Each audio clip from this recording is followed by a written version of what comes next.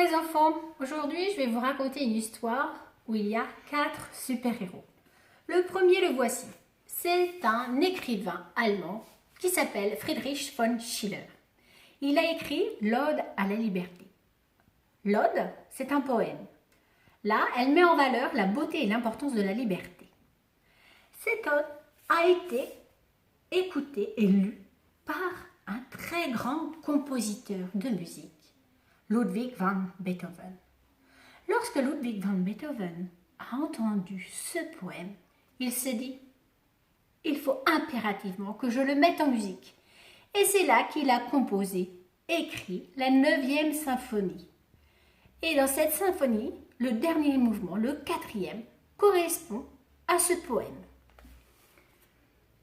À l'écoute de la 9e symphonie, notre 3e super-héros, Gustav Klimt, le peintre, a dit lui aussi qu'il fallait impérativement qu'il traduise toutes ses émotions avec ses pinceaux.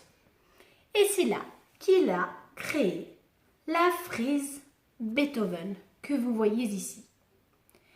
Ce n'est pas un simple tableau, je ne sais pas si vous voyez, mais il mesure 33 mètres de long sur plus de 2 mètres de hauteur. Il est divisé comme l'œuvre de Beethoven en 4 mouvements. Le premier mouvement, le voici, c'est l'aspiration au bonheur. Le deuxième mouvement, l'humanité souffrante. Le troisième mouvement, les puissances ennemies. Et pour finir, le 4e mouvement, le baiser au monde entier. Attendez, je vous remets là. Gustav Klimt et ses amis veulent montrer que tous les arts sont à mettre sur un même pied d'égalité. C'est-à-dire que tous les arts ont tous la même importance.